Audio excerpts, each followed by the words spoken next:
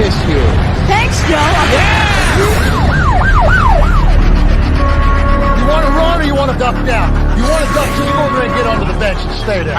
You play to win the game. My message for the fans, we're all frustrated with where we are right now.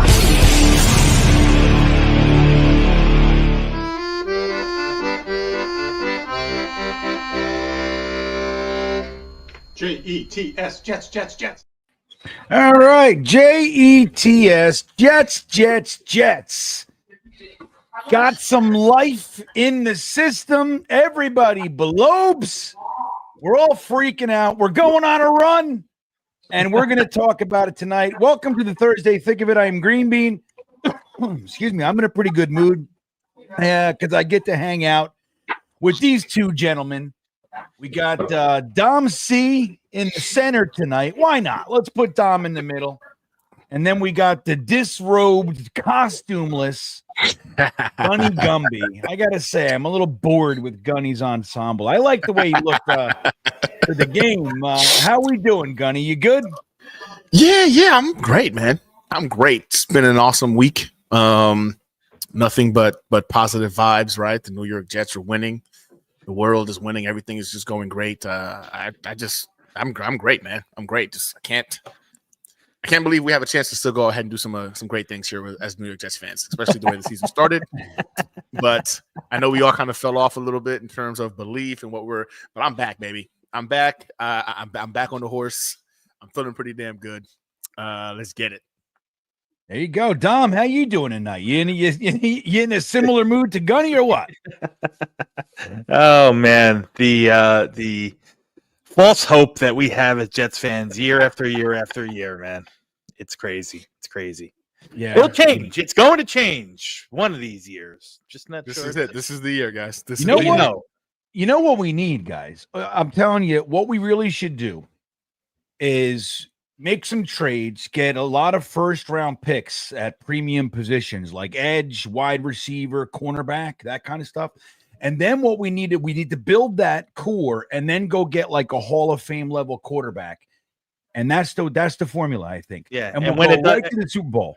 When it doesn't work, just trade them all off and do it again, right? Start over. Because that's what everyone wants to do. Just trade off all the pieces, trade off anything that's not bolted down, and start it over, man. It's crazy. And that's called a fire sale. Right? Just a fire sale. Yeah. So we have things to talk about tonight. We had a resurfacing of our general manager, Joe Douglas. We have people furious over Malachi Corley's comments. I put a poll in the chat for you guys about Malachi Corley's comments.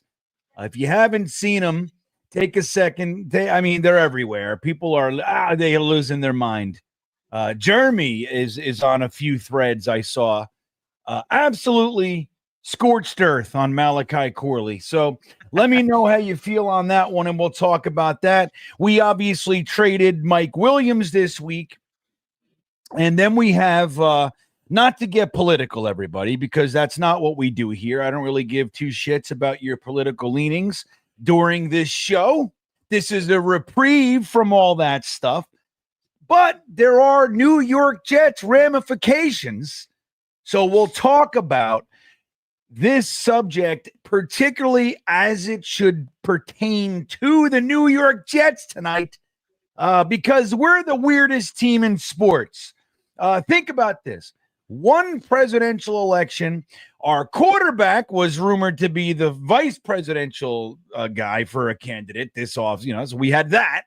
And now we have ambassador shit to deal with, and Adam Gase memories and cocaine and all kinds of fun stuff we're going to talk about tonight. First thing, though, I want to say hello to some people in the chat. Let's see who made it first. I have a sneaking suspicion I know who it is. It wasn't Tony Alexio. Takes the first position this week. Unleash GreenBean Mania for GM. Tony, the Tony Alexio package is in the house, everybody. Thank you, Tony. You beat the man. You beat the two guys. Look who came in second. A guy who reigned supreme in first place for quite some time. Jay-Z comes in second. Love Thursday nights, best show on the web. Well, thank Yes. you, Jay-Z. Yes. Thank you, Jay-Z. See that? And Jay-Z, we got to spend some quality time at the Talking Jets meetup for the Denver debacle at MetLife Stadium. At least we had some fun chit-chatting before we saw that turd. That was nice. But then he comes in and he takes third place this week. To go to the delusional Jets fan, he comes in third. How do you feel tonight? He's like, hey, win, place, or show, right? That's what we want to do. We want to win, place, or show. So Dakota, you can't win all of them. And then my good buddy Mark from Asbury Park steps in. Hello, mates. Well, hello to you, my good sir. Dom's in here. John Carmen's in the house. A quick prayer for ABT's health. Did we learn something, or are we just saying like Jesus already? Get off your ass and get on the field. What are we saying there, Gunny? Did we hear anything?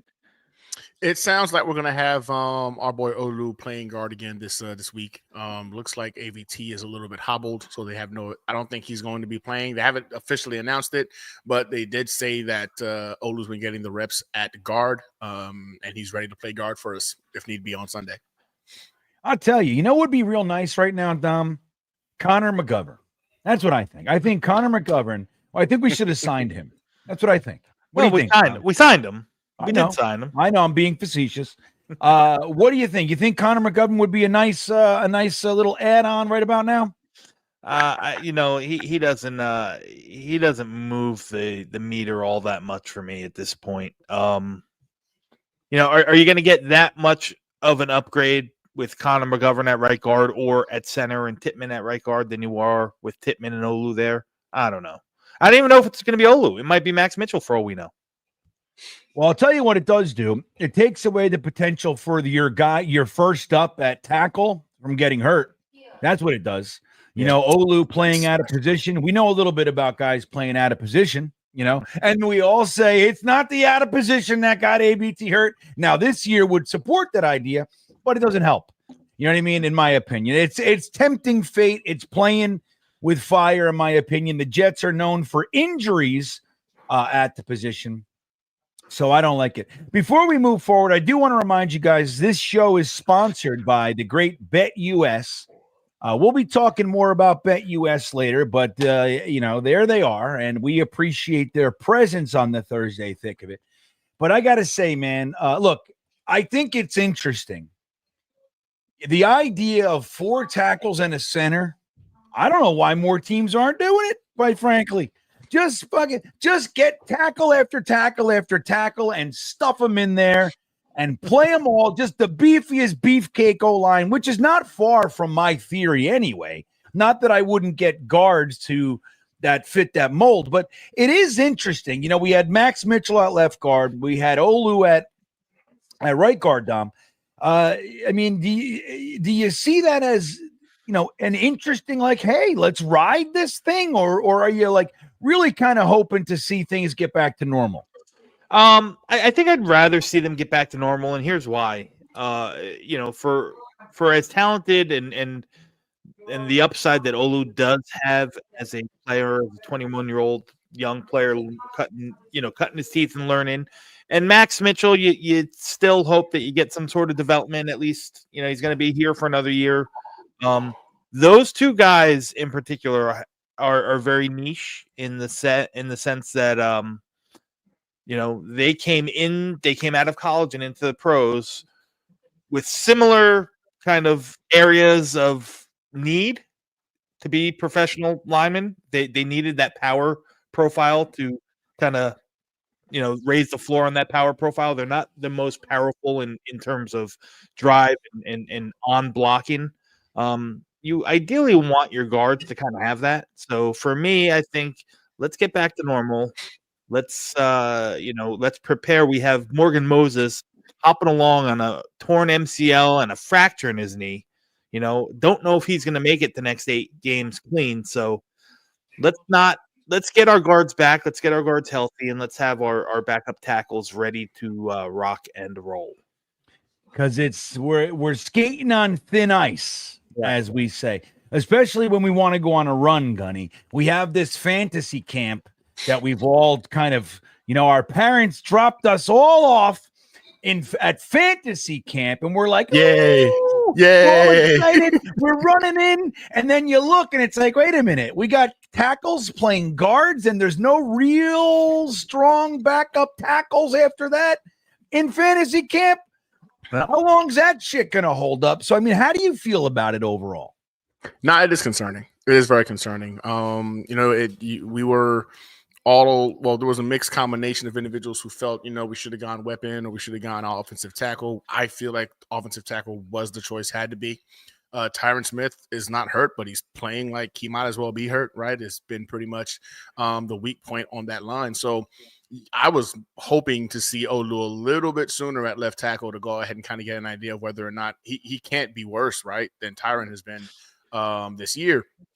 And then, of course, now AVT goes down, and we move Olu into that guard position. And I think it's madness. It's concerning. But like you said, we're in fantasy land, and we're going to manifest positivity. We're going to manifest success, and Olu is going to be a great right guard.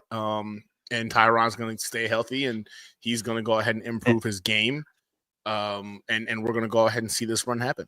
Yeah. What are the odds, guys, that if I told you going into week 10 of the season, there'd be one Jets lineman who played every snap, and that would be Tyron Smith? I'd have called you a liar. Tippmann hasn't played every snap. Tippmann was out for 3 snaps. For 3, yeah. He was out for a series. Yeah, earlier in the year. Well, here we are at. We're about to be at what game? What is this? Game 10? Game 10. Yeah. And Tyron Smith has played every snap. Well, that's right around when he likes to take a little vacation. So we're getting there too, man. I mean, it is an interesting point that you bring up. Out of all the guys, he was the one that we had to have a backup plan and this and that all ready for, because for the past 7 years he hasn't made it through a full season, and here we are. Everyone else is crumbling around him. It's really something else. I gotta say, it's concerning. But, look, especially when you have 2, you have Max Mitchell. Well, is Simpson coming back? They said he's trending toward playing. Simpson practiced today. Yeah, he practiced today, yeah. He was on a limited. Both Tyron Smith and Morgan Moses were given their veteran rest days yesterday. And Simpson did not. Simpson just got treatment. And all 3 of those guys were back at practice today. So they're it's looking like 4 of the 5 starters will be back in action on Sunday in Arizona. So just Olu. Scary times. I will say this. What do you guys feel, or how do you guys feel about the seeming burgeoning connection between Aaron Rodgers and Garrett Wilson? We saw 2 truly amazing touchdown catches from Garrett Wilson. One so amazing that it completely took the other one out of the conversation. Like that one-handed reach in perfect coverage. One more inch, and that's not even a reception. And we don't even give a shit about it. Like, The other one was so great. The shin is in was so just massive of a catch and touchdown that the other one is just an afterthought.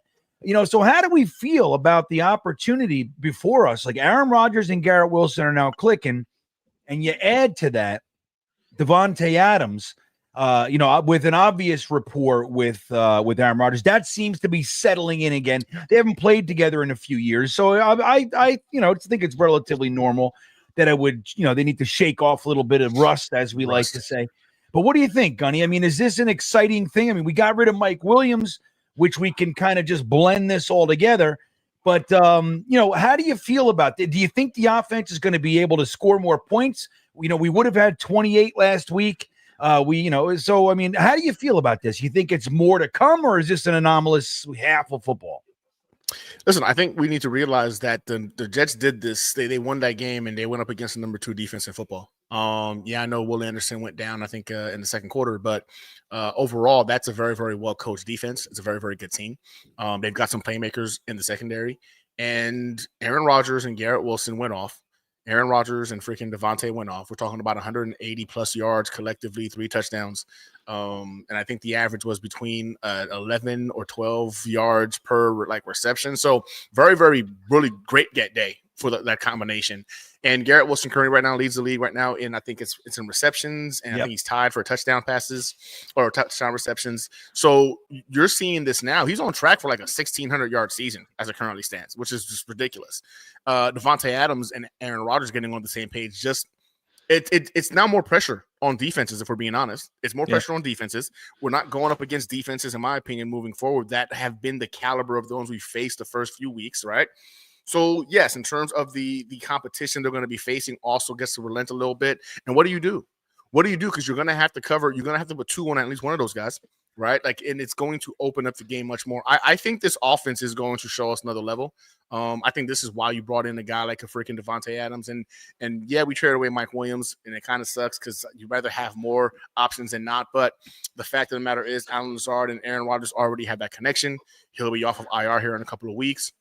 You give an opportunity now for Malachi Corley to hopefully hold on to the ball, learn from what happened, and then he can make some plays. So, like, you're starting to see them have an identity, and it's looking like the identity is Rodgers to Wilson, Rodgers to Adams, and then they can feed the other individuals as need be. So I like it. I think it's the perfect time for them to go ahead and start figuring it out because we need to go on a run. In order for the Jets to have a shot at making the playoffs, they maybe can drop 2 games at most, and even that's going to require you to get some help to make the playoffs. So the run needs to happen now. And I think this is the perfect time for it, and I do believe we're going to see some more exciting football. Aaron Rodgers looked surprisingly more comfortable that game, and again, he looked comfortable versus the number 2 defense in football. So that was more comforting for us that want to believe the possibility of this team going on a run is feasible, because if you can do it against that team, there's no reason you can't do it against the remaining defenses, which the best defense we're going to face after this, I do believe, belongs to the Buffalo Bills. No, I'm lying. The Miami Dolphins, who are a top 10 defense right now in the league. So I feel pretty good about it. I do feel pretty good about that connection that we're seeing now. Now, I don't know if that well, sorry. Dom, and then I just want you to say your comment, but add to it the impact on Breece Hall. We've seen kind of a settling in from Breece too. Is that because of this in your mind? And then add your comment to that as well. But just factor in Breece Hall if you wouldn't mind. Well, first off, to Gunny's last point, I was going to just fact check him. I'm not sure if Miami's the best defense statistically, at least by a DVOA, they're not. Jets are top 4, everybody. What do you think of that? Not in DVOA. I think they're 17th, the Jets. They're 18th in offense, 17th in defense. Arizona is 18th in defense and 10th in offense.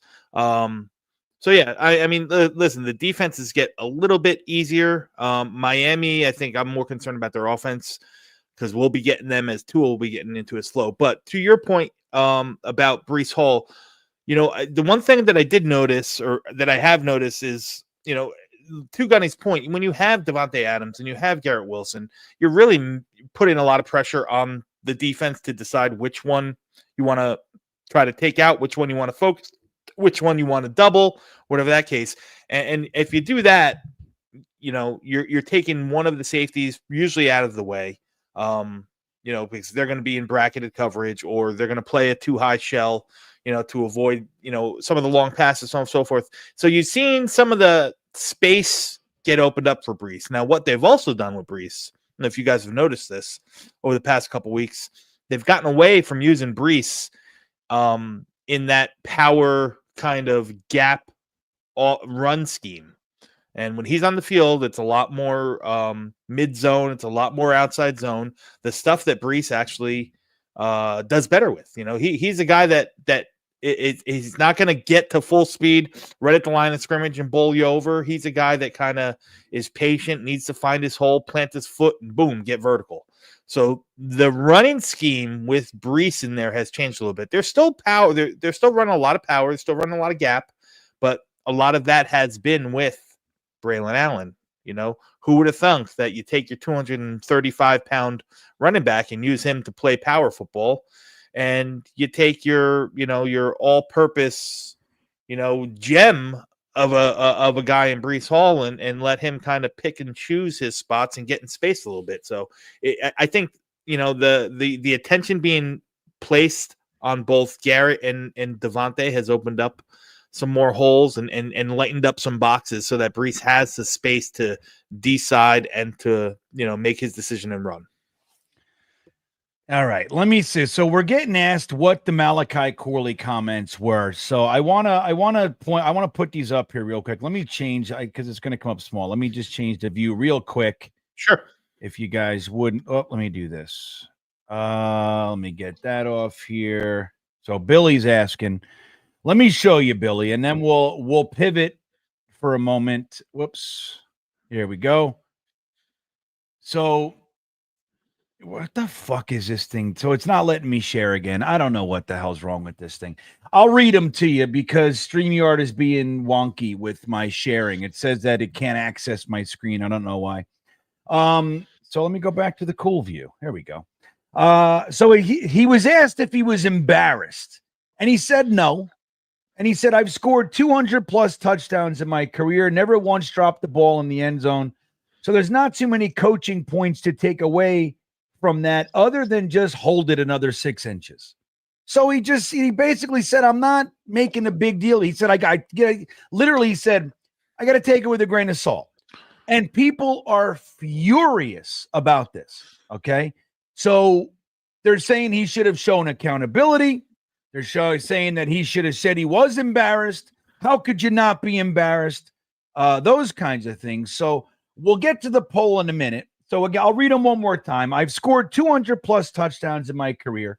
Never once dropped the ball in the end zone. So there's not too many coaching points to take away from that other than just hold it another 6 inches. Gunny, what are your feelings about this? Are you mad at him? Should he have answered it a different way? How do you see this one? Yeah, I think this goes back to the point of these guys don't have that urgency or sense of accountability. It was one of those things where it could have been the impact-changing play of the game for this team. This team has been struggling to go ahead and get points on the board in the red zone. You have an opportunity right there to go ahead and make yourself known, right? You've been talking about wanting opportunities. You're leaving these cryptic tweets and cryptic Instagram messages. You're given that opportunity, and you make a knucklehead move like that. So the fact that his excuse was, oh yeah, not a big deal because blah blah blah, not a coaching point. Well, fool, then it was on you. It was legitimately on you. At the very least, you could have stated was like, it was a knucklehead move on my part. I need to be better. I'm a professional now. I can't go ahead and pretty much get ahead of myself and start celebrating before I'm actually scoring. Anything of that variety would have gone better off with the fans. For you to go ahead and pretty much, just shrug it off as if it wasn't a big deal. It was a big deal. The only reason why it's not being talked about more is because we won the game. But had we lost that game because we missed a field goal, you know what? This would have been a much bigger deal for the fans and for the organization. So I hate the nonchalant approach to this thing, man, with this team, as if like they're so great they can go ahead and just give up 6 points in a game and they're going to be okay. They're not that good. And Malachi Corley, for some reason, for him to shrug it off, being the rookie to make a blunder like that, it's frustrating to me because it goes back to the fact that accountability must not be happening. And they're just nonchalant. The sense of urgency is just like, we'll get it next time kind of mentality when this team isn't good enough to go ahead and think like that. Tom, how do you feel about it? Gunny's on definitely on one side of this argument. How do you feel? Do you agree? Do you see it, maybe the opposite way? Oh, I agree to an extent, but not. I'm clearly on the opposite side of this. Like, I don't know if it's so much with us Jets fans, especially this year and through this regime, have been scarred. We have the scarlet word written across our foreheads, of accountability, and any little kind of waver off of that kind of makes us get back to that. Oh, they're not being accountable. This, that. I mean, I went through, flat out arguments with people on Twitter. There was guys saying, oh, he should have been sent to the locker room. That's how you really show accountability. Bill Parcells and Rex wouldn't have put up with that, blah, blah, blah. Listen, if I take anything from Corley's comments, it's, I see it as this, like, yes, it's not, you don't want to see it, it's a mistake. And that's exactly what it was. Could he have said it better to the media? Yeah, maybe you need a little bit more coaching. Maybe, if he would have said, yeah, dumb mistake on me, it won't happen again, and just left it at that, would have been a lot better. But, we're already so jaded from the way the season has gone and everything that's gone about, that any little thing is going to set us or set Jet fans off more than they probably needs to. You know what I mean? And that's the way I take it. Like I said, I really don't think it was a huge thing. I mean, it was a huge thing in the moment, but the after effects is listen. He's a young kid. He made a dumb blunder. I can assure you that it probably will never happen again, and that's how he should have left it. I'm not taking. I don't take anything, too crazy with it. Like to me, it's a big fat old nothing burger. Well, I gotta say this. So while I appreciate, I gotta try one more time here to see if this thing works. I want to show you guys something. And I'm pissed. I want to show this picture so bad. All right, hold on. Here we go. Let me do it again. All right. So you see this face right here? Look at this face. Number one, Gunny, I'll ask you, is that the face of a showboating punk right there? No, somebody who's extremely excited about getting what he thought was his first touchdown. First NFL touchdown, right? Yeah. So this is like, it's very important to understand the truth and the facts of any given situation. And I remember watching that. Like, so we saw the play, we went, blah, we look, and then they showed the replay, and he was like, and he kept that smile running through the end zone into his teammates and everything, and they were all like, yay, and everything. He's a young kid who, by the way, has struggled to get on the field with this team for whatever the reasons are. Aaron Rodgers is particular. The team is too slow. He sucks. Whatever it is, he struggled to get on the field. He earned some playing time. They give him an end around. It's blocked flawlessly. He makes a little move here, a little tiny move there, and he goes 18 yards, I think it was, into the end zone. And he's ecstatic. He didn't do a dance. He didn't hold the ball up fucking 20 yards before or turn around and run backwards. It wasn't anything like that. He dropped the ball, like he said, 6 inches. Now, in that comment, this is what I hear. There's nothing the coaches can tell me about this one. That is taking responsibility. That's what I hear. What the fuck are they going to teach me? I hold the damn ball. I just got to hold the ball 6 inches. I think he said something later like, if I get in the end zone again, I'm going to run all the way back to Coach Brick and give it to him. Because I owe him one. That's what he said. He said, that's exactly what he said. I'm going to run it back to Coach Brick because I owe him one. Right. So I think this is what I think. And I love a comment in here. Where did it go? Where did it go? I got to find the comment. Well, this one, Gerbo says, what the hell am I supposed to be outraged about? But here it is. Gerbo again. So Gerbo, you're knocking it out of the park. Get over it. That was nothing. People are on PMS. I don't know if you're on PMS. I don't know how you take that one, Gerbo. But yeah, I think we're looking for a reason to be outraged. Now, again, like Dom said, Gunny, I think he could have maybe answered a little bit better. But don't we say, like, we talk out of both sides of our faces over here. We want people to be real. We're tired of coach speak. We're tired of stock answers. We're tired of all that shit. And then a kid just goes, dude, look, man, I've been in the end zone 200 times throughout my high school, college career. I just got to fucking hold the ball. And I'm not making a bigger deal out of it than that. There's nothing that I need to be trained on. There's nothing the coaches can do. I just need to hold it 6 inches, and it's a fucking touchdown. I think the reason why everyone that feels that way is because the final score wound up being 21-13 vice a 21-21 game going into overtime that we could potentially lose. It's cool now, right? But if that happens during a situation or a game that it cost us a playoff spot or it cost us that win that could have potentially ended the entire season, I believe the entire outlook will be significantly different. And I understand that as a kid, but for me, again, maybe it was because it was tone deaf, right? Fine. If it was tone deaf, I understand that. But this is still an individual who is now playing professional NFL football. And he's right. He didn't do this kind of stuff in college. So for it to happen, as excited as he was here, for it to happen in the pros right now, that's frustrating. If at least acknowledge it was a teach point or a teaching moment, right?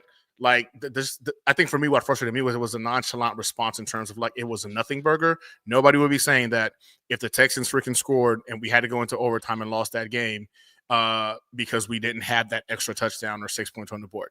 But they didn't. But they didn't. But Right. this is And this his is the whole answer might have been thing. different. If they lost, his answer might have been like, bro, I fucking let the whole team down. It might have been, but it wasn't.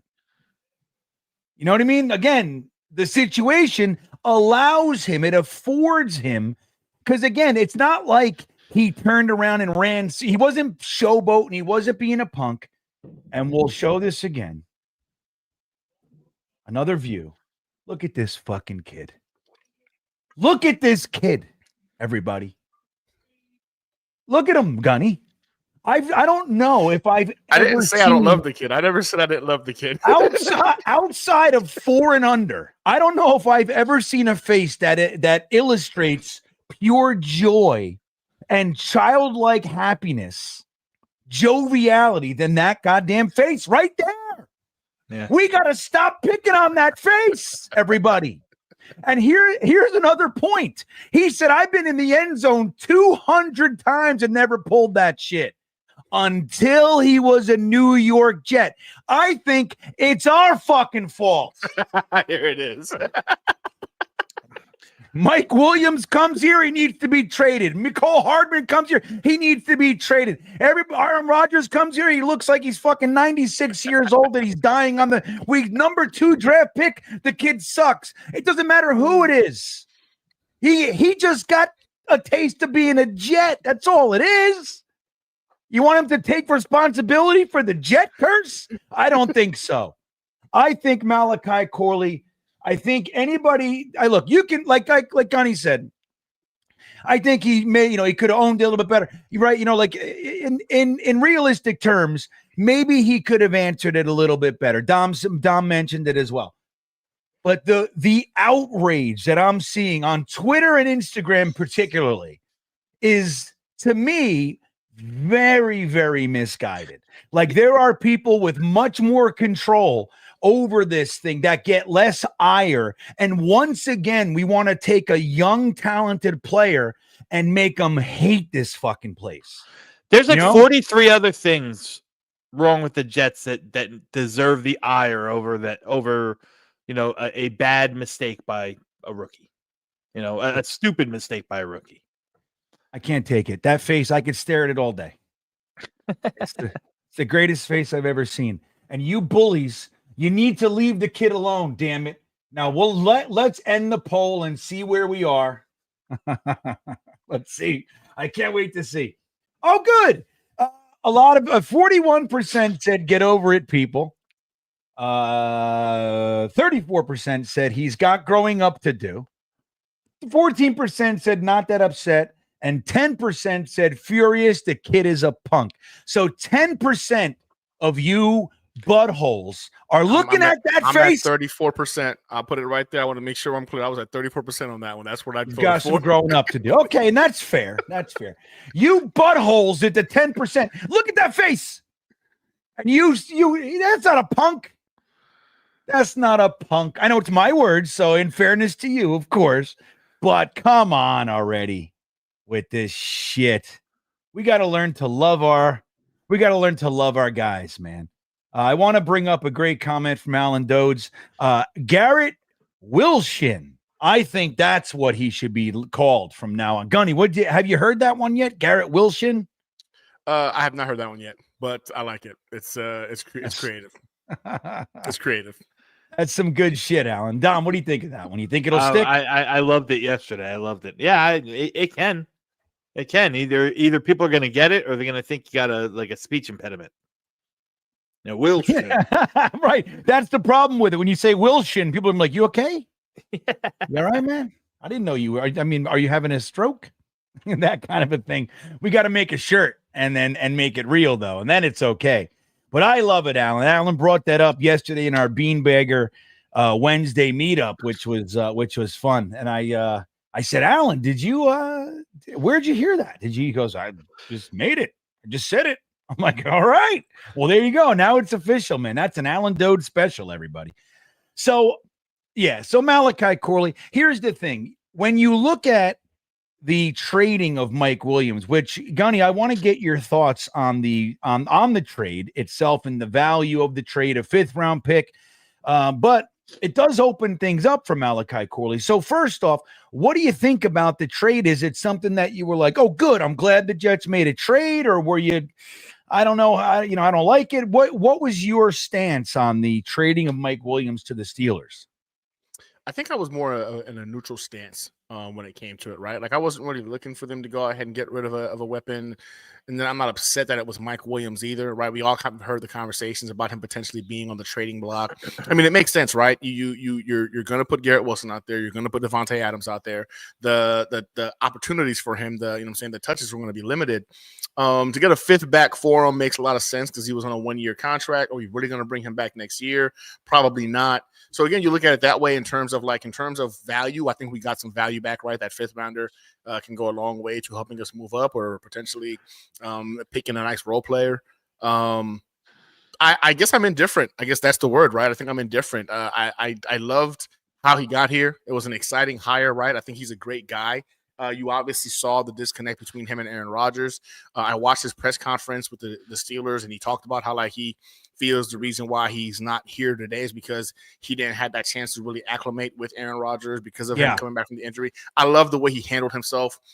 Very professional, the demeanor. I'm wishing him the best. We ain't got to play the Steelers again, so I'm wishing him the best. But in terms of the actual trade, I'm significantly indifferent because of the fact that I don't think it hurts us. Right. As long as our guys stay healthy, it doesn't hurt us. And we did get an asset for it. But if we had kept him, I would have been more comfortable about having more depth in that wide receiver room. Dom. Yes, sir. I think maybe it was Tigo. I was gonna attach a Tigo opinion to you. I'm sorry. I don't ever mean to do that. Tigo's opinions are fucking Tigo's alone, man.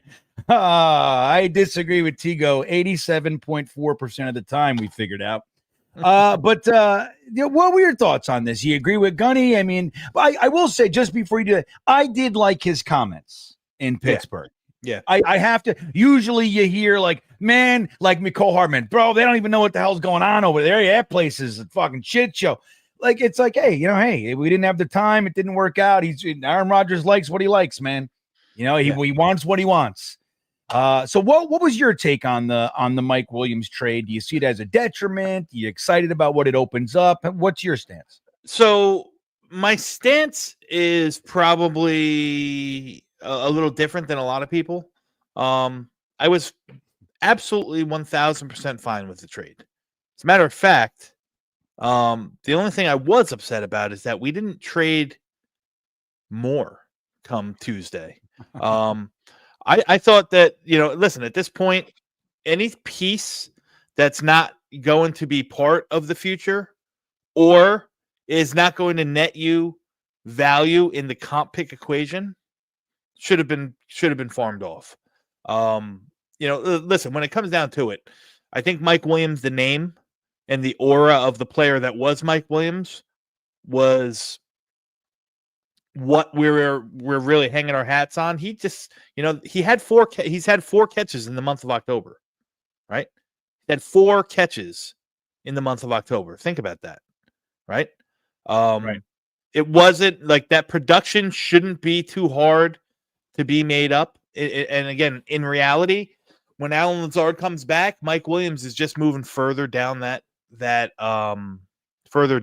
line of options, because you have Garrett and Tay, you'll have Alan Lazard, you'll have Breece Hall, who's still a viable option out of the backfield, and then the middle of the field, whether it's Conklin or whatnot. So how many balls and how much usage were you going to really get out of Mike Williams with or when Lazard comes back? Now, if you want to argue, you should have done it. You shouldn't have done it while Lazard was on the IL. What if there's another injury? That's you can make that argument, But listen, truth be told, if Adams or Garrett Wilson go down, Like, I don't think Mike Williams was going to be that much of a factor that, one of those guys go down, you can kiss the whole thing goodbye anyway. Right. So, if they're not part of the answer long term here, my thoughts were get what you can before you get nothing. Mike Williams is not going to net you a comp pick coming back next year. He's not getting a big long-term deal. He's not going to have big money contract. He's still coming back from this ACL. He's going to have to probably take another prove-it deal. So you got a 5th round pick, and maybe that 5th round pick can turn into somebody, whether you draft it or whether you use it to go up in the draft and get somebody else that you like.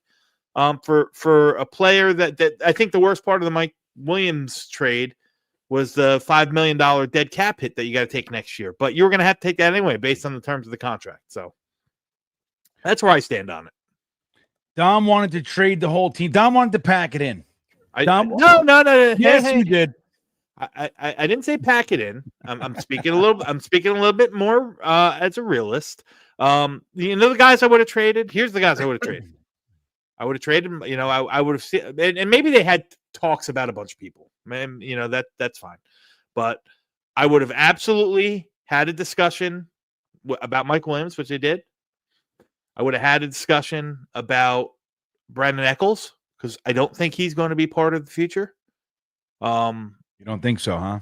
I don't. I mean, that's Quantez Stiggers. Quantez Stiggers is going to take over the role that Eccles fits now, and that's the cornerback that excels in special teams and can come in and fill. Like, that's the role. That's a 5th round guy, 3-4 year guy, and moving on. Eccles is going to be 27 next year. He's probably not part of the long term equation. So I would have had discussions about him. I would have had discussions. I might have even had discussions about Tyler Conklin, to be honest with you. If he can net you something, if he can net you a pick, I might have had discussions with him. You have enough. You probably have enough pieces to get by in the tight end room with, with Ruckert and with Yabo coming back and with Ferkser, who's a guy that they like. I would have had discussions about them as well. You're just trying to have a fire sale, huh, Dom? No, it's not a fire sale. Dom is not this frog right here, Gunny. I'm He is like, not. fuck it, dude. The bird's got me. I'm toast. Let I'm me just gonna just- call it a day. Swallow me whole, I guess. That's right. I guess it's over. Gunny's the frog. Gunny says, fuck you. Yeah, nah. I'm killing that bird. That's right. I'm going to kill this bird. And that's how, look, like you said, a realist is no fun right about now. And that's the problem. It's like, this is the thing. And I've said this, 1,000 times over the past decade, like without fail. The people, it's really easy to take the, realist approach, for a nice way to say it, but even the people that are on the other side, like the negative Jets fans, right? It's really easy to do that because they're right all the time, right? They're right. They've been right. Look, think about this. If from 2011 you said the Jets suck, you would have been wrong once, right? One time. And we still suck because we didn't make it in the place. They were still kind of right. So it's an easy place to be. Now, not that Dom's doing that, right? This isn't necessarily about you, Dom. But I got you. But it's like one of those things where, we're football fans, right? Like, we get one season and then we do draft and all the other shit that we do. But we get one season a year. And it's like we're still in it. So why not choose to believe? Why not enjoy the win rather than focus on the kid with the smiling face dropping the ball 6 inches too early? Like that kind of stuff. It's like, let's just shift it and go, wow, that catch was amazing. Wow, it was great to see Devontae Adams catch his first touchdown from Aaron Rodgers in Jets colors. Like, so, we can focus on a lot of that stuff. It's more fun to believe. Now, practically, look, the truth is, and this will segue into the other subject I want to talk about tonight, which is Joe Douglas. Woody could be the de facto GM right now because Joe Douglas, we finally saw him. The good news is he's alive, right? So there's that. That's nice to know. I was happy to confirm that he was alive. But alive is a subjective term because the boy don't look like he's bursting with positivity and energy and energy anymore. He said things like whatever happens when asked about his future. I'm here to serve I the serve owner. at the leisure of the Serve owner. at the Yeah, the leisure pleasure. of the owner, Yeah. or the pleasure of the owner. Yeah. Now, Bruh. granted, he was using someone else's comment, but he chose that comment. So it wasn't necessarily his words, but he did choose those words. So he said, look, I like Colin Powell said, or Colin Powell, however you want to say it. I serve at the pleasure of the owner.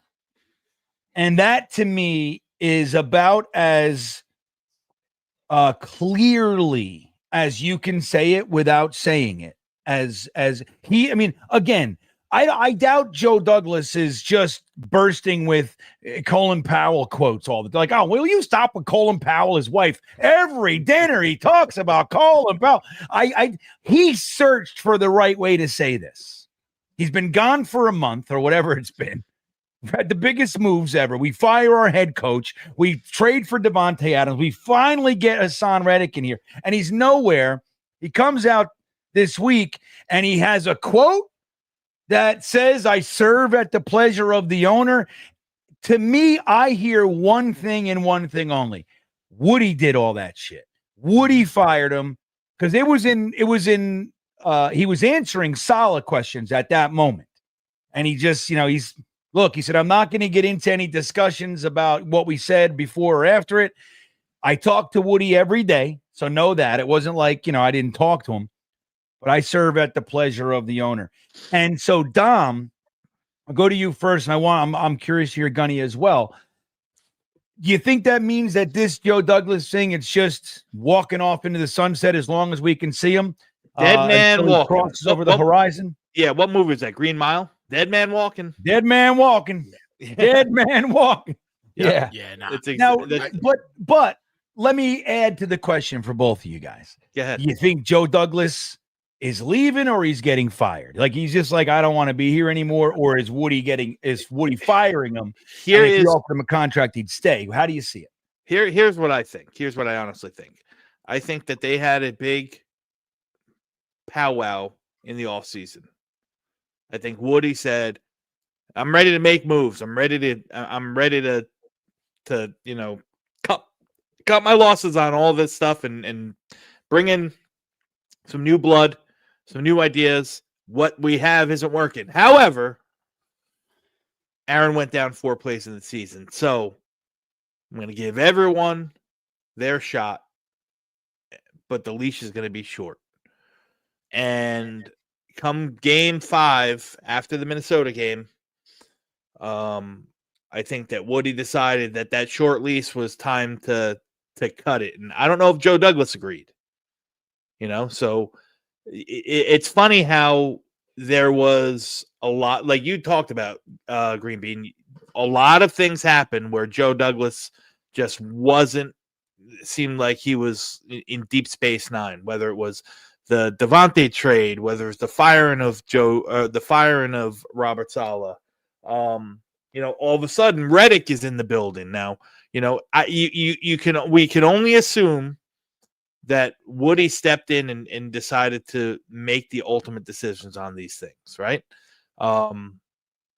So I think that there's a mutual understanding that they're both going to part ways. I don't see a way that you're bringing back Joe Douglas at all. I don't see a way. No GM is going to go into his last year sitting in lame duck. If he was going to re-sign Joe Douglas, it would have been done already. And the fact that it's not, and the fact that all these little things keep happening, it's clear to me that there's an understanding, whether it's Woody saying you're going to be let go at the end of the year, whether it's mutual, whether Joe Douglas says, well, you know what, fuck this. My reputation is tarnished enough with this freaking organization. Let me move on before it's completely ruined. I think that's the old. In January, we're going to hear that the Jets and Joe Douglas have decided to mutually part ways. I really, really think that. Yeah. Gunny, how do you see it? Did you hear the same thing, or you think he's just GM speak? And again, if you think he's a dead man walking, you think he don't want to be here, or you think what he's done with him? And I think he's broken. I think he's a broken man. And I do believe at this point it's probably more him than Woody Johnson. I think he wasn't keen on the firing of Saleh the way it was done. I don't think he wanted to budge on the Hassan Reddick thing. I think he kind of wanted to handle that the way he wanted to handle it, to kind of go ahead and maintain his foothold as like, listen, you're not going to dictate how to run the operations. I am. You got to figure out he was probably one of those guys who was already getting agitated with the fact that everyone was saying that Rodgers was running the organization, etc. To kind of see these moves kind of happen where you would say they kind of more so favored Rodgers than it would have favored a guy like freaking Joe Douglas, who's been very calculative and very, very like, you know what I'm saying, like a statistician in terms of like how he operates his roster and who he brings in, how he does these contracts. I think he's done. I think this was a guy that did a press conference because he was put at gunpoint and said, listen, the people haven't seen your face for a while. Go show face real quick so they know you're still alive. And we haven't freaking, taken you out. I think that's contractual. I think it's contractual that the week after the week after the trade deadline, he always has. He talks beginning, in the middle, and at the end of the season. Then there it is. And because we've seen more of this man, the last couple of years than we've had since Devontae Adams. Actually, no, since Saleh got fired. We've seen more of this man the last couple of seasons, week in, week out, month in, month out. So I think it is one of those situations where, like, I think he's done. I don't even think it's Woody. I think Woody would keep him. Woody would tell us. Woody's already told us this is one of the best rosters he's ever had as the owner. You got to give the credit to the GM. I think at this point, him superseding what Joe D wanted to do or would have preferred to have done, or the way he would have gone about it, I think Woody said, listen, if I'm not the GM here, then why am I here? And at that point, I don't think Woody's going to let him just walk away because he just fired freaking Saleh. You don't want to go ahead and disrupt things too much right now in the middle of a freaking playoff hunt. So I think he's there right now more so as a hostage. But yeah, I think you're going to get the message of like they've agreed to amicably part ways. But I think it's more of a resignation from Jody than it is a firing. One thing, can we stop saying playoff hunt? We're 3-6. We're not in the playoff. No. Here. See, Dom, why? It's good. Dom's stacking up comments, Gunny, that making me want to. So I'm going to label him something in a few minutes. Something to do with Nelly. So I'm going to start calling him Nelly in a minute. Don't tell me. No. I know what fucking negativity looks like. Listen, Frankie. You're talking about fire sale. I want to go back to that because that's not negative. That's do you think if this team is going to go on a run, which could we? Absolutely, and I'm hoping that we do. I want everyone watching this stream to know I'm not like the book's not closed on the Jets for 2024. I'm gonna watch every game. I'm gonna study every game with intent. I'm gonna cheer my ever-loving ass off that they win every single game. But chances are, it might be too little, too late. That's the reality, right? Now, Sure. going back to the idea that I talked about with trading some of these guys that aren't part of the future. Do you think that Mike Williams, Brandon Eccles, some of these 1-year stopgap players, Ashton Davis, or whoever it is, do you think that they're going to affect our supposed playoff run here to go 8-1 over the next 9 games? You do. And I'll tell you why. I do, and I'll tell you why. The defensive backfield has been beat up bad. I'm of the belief Sauce has been playing, and I've heard you say this too, Dom. Sauce has been playing hurt since week 1, and we want to throw our fucking stones and everything. He's clearly a great player. He's playing through injury, and we hate him for it. One of those things. We think he's washed. He sucks. He's in year 3, for God's sakes. 2 All-Pros already. But so he's been hurt. DJ Reed has missed time. Michael Carter is banged up. I mean, he's played significantly less than he's been off the field. Our safety position's been decimated. So having guys that know the system rather than getting into a situation where you're signing red wine again, and he comes in, he's trying to figure out the system, and he's already on the field in nickel and dime. I'd rather keep guys like Eccles. Mike Williams, again, if everything stays, if Garrett's on the field and Devontae's on the field and Corley's on the field and Alan Lazar comes back, there's little room for him. But the Jets, you need to plan for worst case scenario. If we're trying to go on a run, if we're trying to say, dude, we're getting 10 or 9 wins this season, we're going to make it as best we can that this is actually a viable playoff push. Yes, we too little too late as possible, but we're doing everything we can to make the back end of the season exciting, and we're going to try, right? See where the chips fall. We're going to go out swinging, so to speak. Mm-hmm. Mike Williams, one guy goes down. Like, look, right now, Alan Lazard is out. We don't know when he's coming back, right? He's on IR. He could need more time after the 4-week IR. Garrett Wilson gets hurt. We're looking at Devontae Adams, Corley, Brownlee, Gibson. We're already back to that bullshit.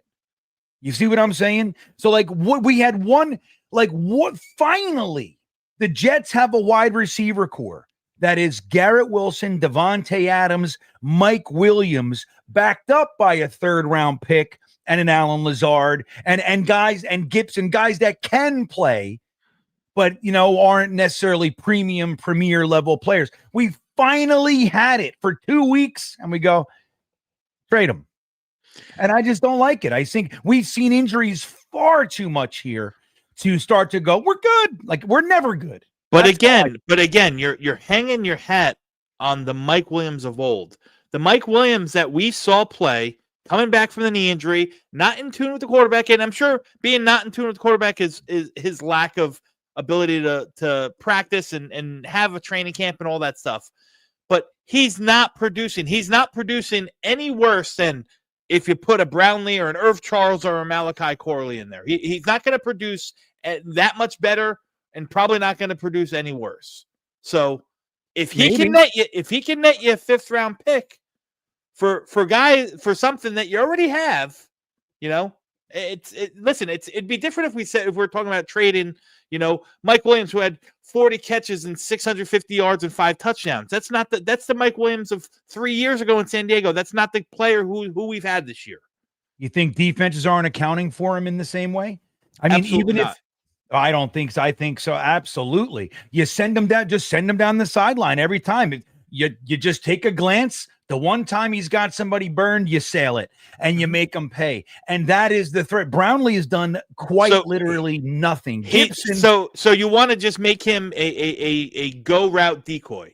You can't find somebody else on the roster to be a go route decoy. You're making my point. Tell me who it is. You're making my point. But I'm using your point. I'm just saying in that world, which you're not, I'm not saying you're wrong, but he still has made some catches for us, some good back shoulders and things like that. Him and Aaron Rodgers aren't on the same page. What's to say that 3, 4, 5 more weeks of him just being the 4 or the 5 wouldn't do that? And if somebody's injured, he steps in and he now is jiving, so tell me who's the other go route?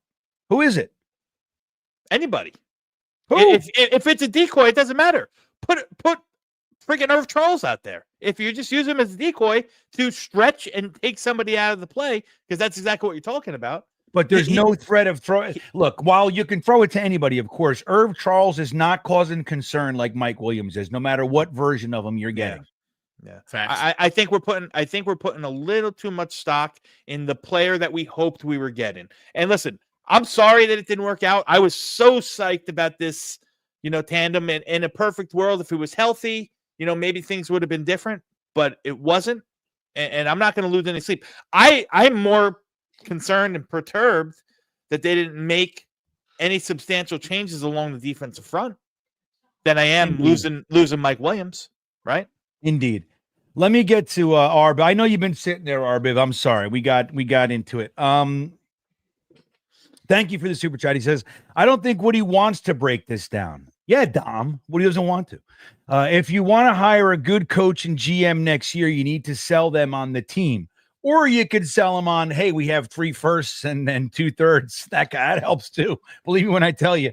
But I don't know where a 5th, like a 5th, look, you can, a 5th, you know what I mean? I don't know. The same argument can be made for a 5th. Very few 5th-round picks have an impact. I mean, we've done it and we've seen it. And Joe Douglas and Michael Carter, I believe, was a 5th-round pick. Michael Carter the second. Braylon Allen was a 5th-round pick. Yep. So it definitely happens. Jamie Sherwood was a 5th-round pick. No, Sherwood was a 4, wasn't he? think Sherwood was a fourth. I don't know. Point Point remains. It happens, but the truth is that most fifth round picks, they're usually depth guys. And a lot of times they don't make it. They're on your roster for 2-3 years, and then they're journeymen, and they're just depth here, then they're depth there. Then that's what happens a lot of the time. Sure. So, and what they could be used as trade pieces to move up, and it seems like the draft values are dropping. They were inflated a couple years ago, and I thought, like, where are we going to go from here? What are you going to need? Fucking 5 firsts to trade for anybody? So I see that happening. A fifth might be more valuable, but I don't know, man. I think the point, Arbiv, is solid. Like, if you're going to attract a Vrabel or a Ben Johnson, and they look at the team and they think, dude, there's talent all over the place. This team is ready-made for me to come in there, and because it's coaching. Like, they clearly they're not utilizing players right. And they look at their scouting teams when they play them, and they see what's going on, and like, oh my God, look at what they're doing here. We're gonna fucking exploit the shit out of that. We're gonna attack them right there because they don't know what they're doing and they don't adjust to stop it. Those kinds of things. So that could be. It's a good point. I mean, Gunny, do you see what Arbiv is saying here? Like, if the plan is, it's really a fat chance. Ulbricht's got to get us to the championship game to even have a conversation about keeping his job, in my opinion. So if the story is we are going to be looking for a coach and GM, you think it's more valuable to have the team intact rather than trading guys? Like, people were talking about trading Garrett Wilson and and all these other guys, DJ Reed, Sauce, whatever it might be. You think it's a more attractive thing to have these guys here? I think you can't trade your young pieces, right? If you're going to bring in a new GM and a new coach to come here, these are some quality pieces to build around, right? So no, I am not on team, and I've been very, very critical of Sauce this season. He's been definitively off. I've been very, very critical about his inability to go ahead and make game-changing plays, his tackling effort. But at the end of the day, he's one of the better cover corners in the game. You can work with that. You can go ahead and work with the Garrett Wilson. You can work with the Breece Hall. These guys are young talents that are still on that rookie contract. I think that in itself is enticing to kind of bring in somebody here. You got to figure, man, the Jets have the core of their offensive line intact. You've got your left tackle. You've got your center. John Simpson has been playing great at that left guard position. AVT right now in the right tackle position, I guess you would look at and have some question marks. But that's a good problem to have, right? When you look at, from the center to the left, you're good. You've got the stud running back. You've got the stud wide receiver. I think Devontae Adams is going to definitively want to sign another year here as well. I think the pieces are there. You don't blow it up. My biggest concern, oddly enough, about this whole ordeal is the coaching. I think we don't have the coaches. Mm-hmm. And is Aaron Rodgers, does he still have it, or is he washed? We're seeing bits and pieces of it every here and there. We're seeing flashes every now and again. He'll be 41 going into the next season. My concern is whether or not we have a quarterback and what coach we can go ahead and entice to come here and really utilize this talent and take it to that next level. I think this team does have talent. I really do. I know a lot of us right now look at it and we're salty in regards to the outcome and the output, but there's some like studs on this team. There's some studs on this team. We're not getting the best out of them, and I think a lot of that is based more so on coaching vice the actual talent. We're not properly utilizing them. So no, I am not on team break it all down and sell all the freaking pieces. I think your young studs, you got to keep them. And then you're going to have a plethora of draft picks as well that can entice a GM and a coach to come in here and finish building up this team in their image. You know what the craziest part is that we're having a completely different conversation here if Greg Zuerlein makes three kicks. Yeah. Three Salah's, right. Salah's still here. Joe Douglas walks and goes, hey, man, we're on track. You know what I mean? It's a whole different thing. It's fucking Greg Zuerlein. But this is the problem with this regime. And we saw it even with, in 2020, we held on to kickers that were, we had a mess of a time getting a kicker. Joe Douglas has been slow to make those moves. We saw it last year. He waited forever to sign Trevor Siemian, and then the coaching staff waited forever to play him. We were a 7-win team last year. I argue that if you just put Simeon in when you bench Zach for Tim Boyle is garbage. Nobody thought Tim Boyle was going to really, I mean, I hoped, hey, who knows, change of pace.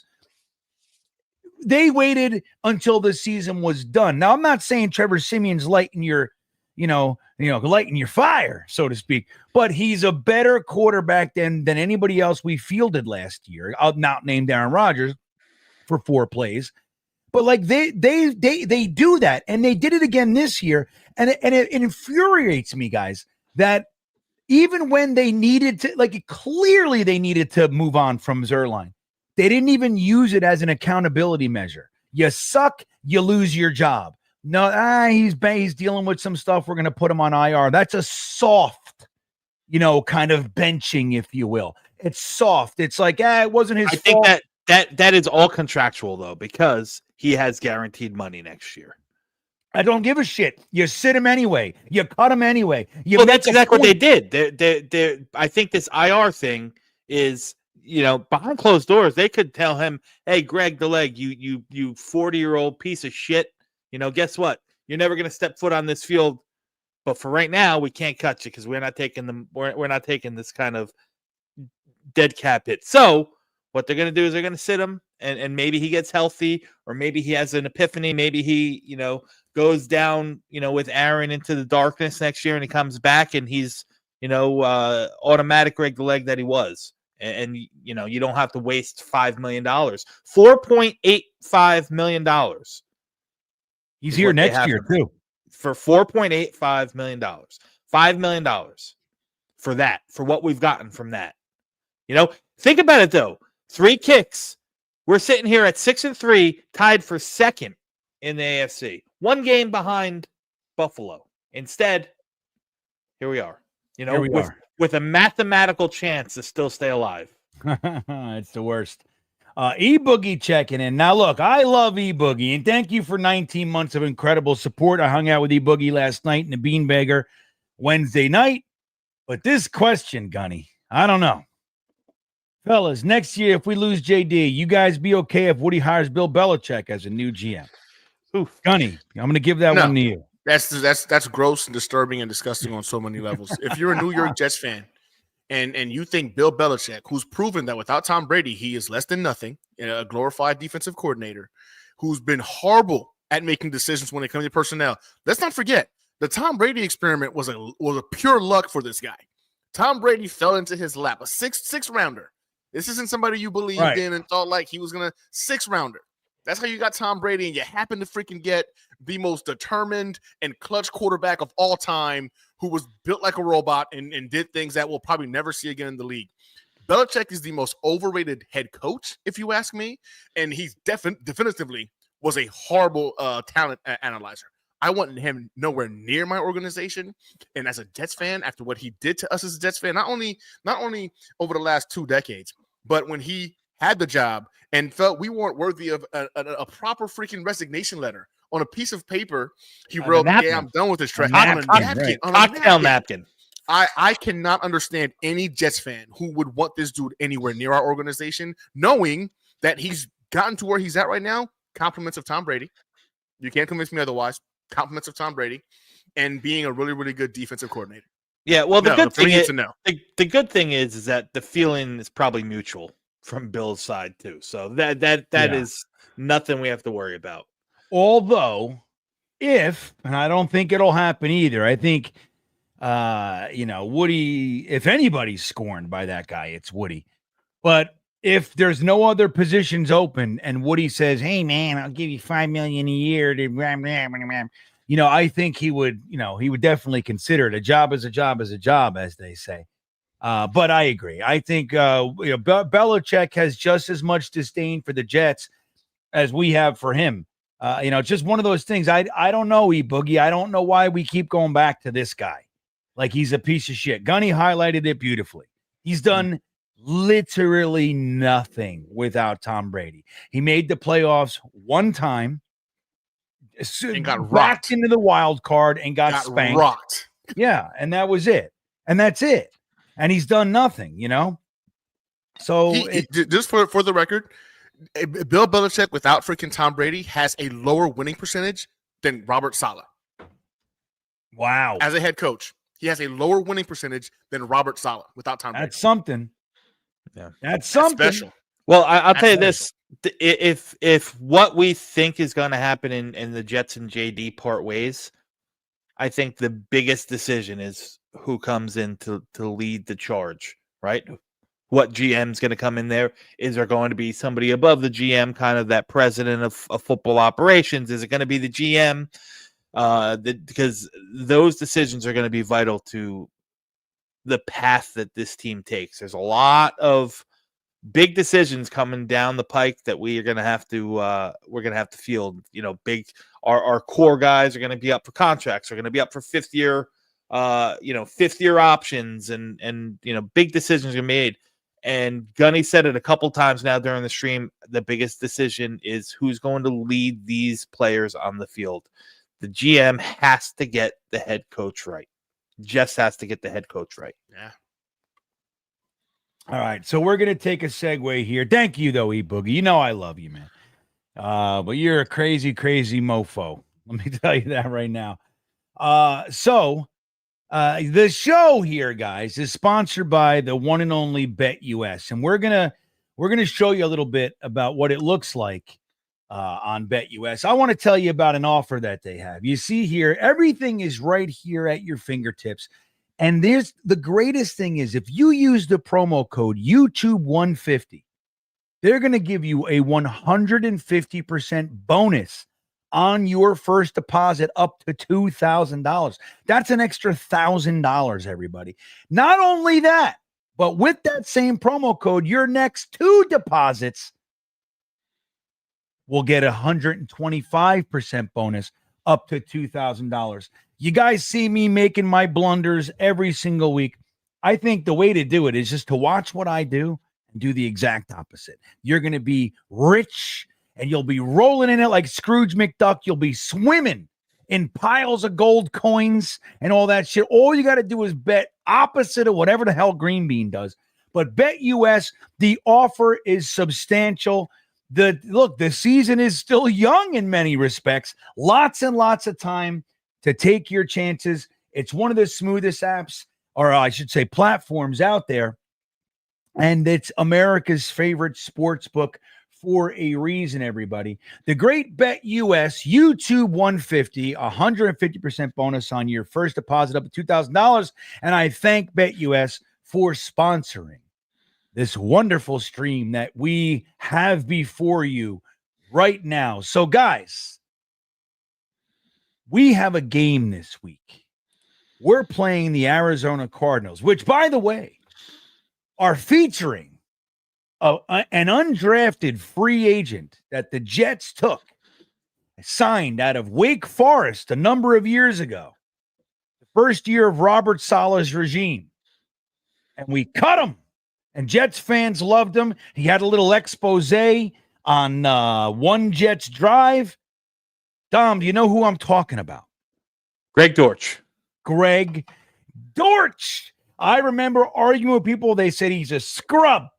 He's never going to make anything. And, I liked him a whole bunch. Now, he didn't, I just loved his college tape. I said, if any guy that size is going to have a chance, this is one of them. All right. So he's actually doing quite well. He's carved out a nice little career. They have Marvin Harrison Jr., of course. But I think the real fear is Trey McBride. Oh, I got to get this thing. Hold on. Trey McBride, our perpetual second-round pick for the entirety of that year's mock drafts. We all loved Trey McBride for good reason. He is everything that we thought he might become. He is that.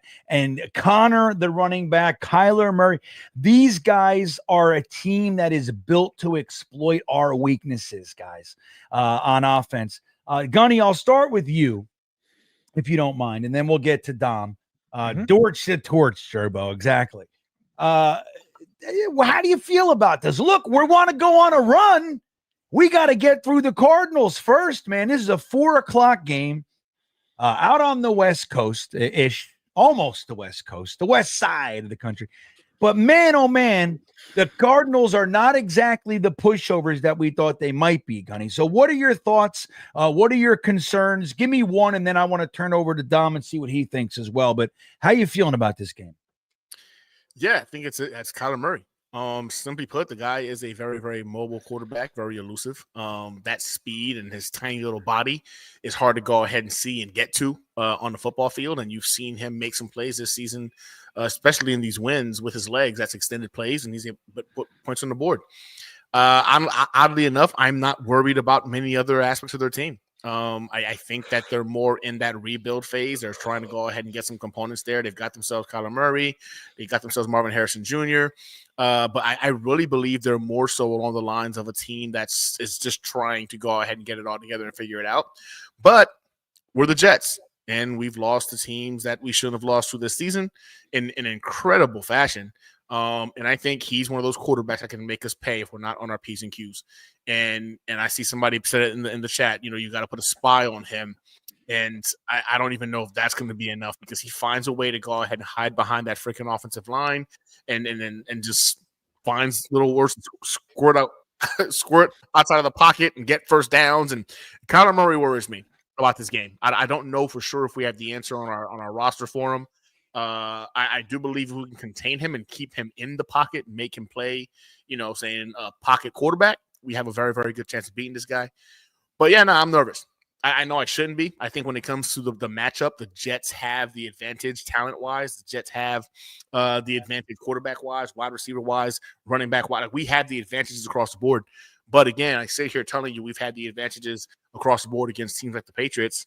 We lost to them somehow, right? So, I'm more nervous about what Kyler Murray can do with his legs, because we saw Drake May doing some damage to us before he went out against the Patriots, and we seem to have no answer. So Kyler Murray worries me in regards to what he can do with his legs. And yeah, you're right. We need this win. We need it badly. Yeah. Dom, how do you see this one? Maybe, look, their offense might be a little bit of a tough matchup for our defense, but the other side of the ball might be the same thing in our advantage. How do you see this one? Correct. Exactly how I see it. I think that, what the scariest part for me about this is that we're coming off of a long layoff, and we historically know what we've done when we've had too much time. These Jets teams come out flat as ever. I think to get the advantage on Arizona and to really knock them out of what they're comfortable doing, and don't get this twisted, they want to run the ball down your throat. And they've been very, very effective doing it. Drew Petzing is the offense coordinator. He's got a background. He was with Minnesota and Cleveland before he took this job. He wants to run the ball. And the way to combat a very good, effective running game is to put them in a negative play script, right? So our offense has to come out, and we have to score points, and we have to score points fast. I think we'll be able to, like I said, I think that's going to put us in the best position to not have to worry about their strength against our weakness, and that's their run offense versus our run defense. Yeah. So, and then just feathering in a pass to Marvin Harrison, who's been, he's clearly fantastic, but he's a rookie. But feathering in Marvin Harrison, Trey McBride, Dortch, and it's what after they pound the living shit out of you. I think this is what we were talking about when Dom said we were hoping that we could maybe bring in some defensive line help for the interior. We lost Leaky Fotu again, and the guys in there just aren't. Look, they get to the quarterback plenty, but they're not able to stop the run. There are just gaps, gaping holes in our defensive line. And it's alarming. So when you play a team like this, truth is, they don't need to pass very much. They can tell you we're running, and we haven't been able to stop it. Team's been doing it to us all year, and it's definitely concerning. Dante, talking about the head coach thing. Thank you, Dante. He says Todd Monken or Mike Vrabel. Gunny, if you choose one of those guys, if you had to choose one, who you going with, buddy? Gun to my head, I'm going Todd Monken. Why we gotta put a gun to your head, Gunny? Why are you so aggressive? Well, because he's a my military dream- guy. That's True. And in my dream, of all dreams right now, is that somehow, some way we get Ben Johnson in the building. But I don't know if that's going to happen. He's going to have his choice of any job he wants in the NFL. I say Todd Monken for one reason and one reason only, and it's because he's an offensive-minded coach. I look at this defensive-minded aspect. We've done this for a while now. You know, Mike Vrabel, I think, is one of those guys who would definitely bring discipline, structure into that locker room, that accountability we keep uttering so often. I think he would literally bring that to the locker room. But over the last 20 years, only 2 defensive coaches have won the Super Bowl. You know what I'm saying? Bill Belichick being one of them, and Todd Bowles. Everyone else has been an offensive-minded I'm sorry, no, Pete Carroll. Had Todd Brady or Tom Brady. No, it was Pete Carroll, actually. I forgot. With Todd Brady, it wasn't. He had freaking the other guy. That was Arians. Arians, exactly. Yeah, right. Pete Carroll and freaking Bill Belichick in the last 20 years are the only 2 defensive-minded head coaches that have won Super Bowls. I think it's time for us to change it up, man. I think it's time for us to go with what's going on. The offensive-minded head coach has more success in terms of winning big, winning when it matters. So I'd go with Todd Monken because of that aspect. And I think Mike Vrabel potentially would be the better leader because of what we've seen him do with the Tennessee Titans. But in terms of what the direction the NFL is going right now, offense is what's winning these championships. I think you bring in a guy like Todd Monken, man, and you go ahead and you bring in a stud defensive coordinator to go ahead and make sure that defense stays true. But yeah, for me, if these are my 2 picks, I'm going with Todd Monken. But my dream scenario is that we wind up getting Ben Johnson.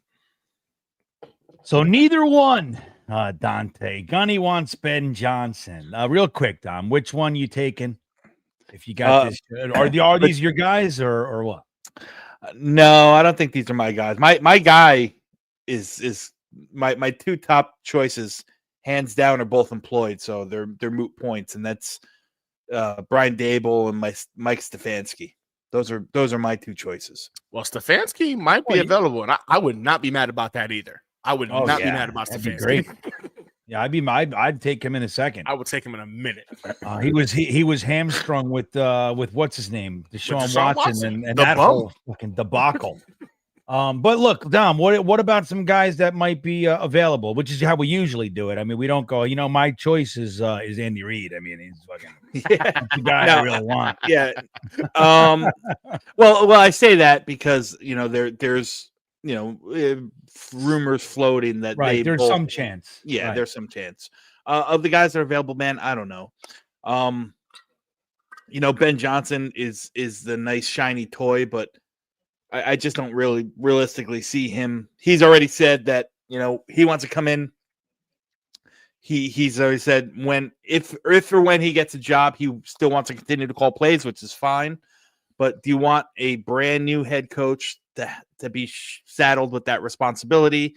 Does Ben Johnson really want to come in here, a young, creative, talented mind to come in here with, the 96-year-old Aaron Rodgers and his old crotchety, set in his own ways? I doubt that's even an option. So between these 2, I'd probably say Monken as well. Although, I don't know if either of them are going to be feasible, to be honest with you. I think Vrabel's going to have his choice for where to go, and I don't see it being here. Like I said, I think the bigger thing is who's going to be the GM, because you're going to have that synergy between the GM and the head coach, which is why you want him to pick your guy and pick his guy. You have to be on board. Those 2 guys have to have their visions aligned and to build something special. You look at Shanahan and Lynch. I don't think Lynch is a great GM. I really don't. Shanahan's a great coach, but what they have together works so well. You're seeing that now in Minnesota with KOC and the GM up there. A lot of these young up and coming GMs pick the right guy that kind of shares their vision. We thought we had that in Joe Douglas and Robert Saleh, and Robert Saleh didn't happen to be the right guy. So I think even before we get into head coaches, our decision is who's going to be the one calling the shots. Because that's going to play a big.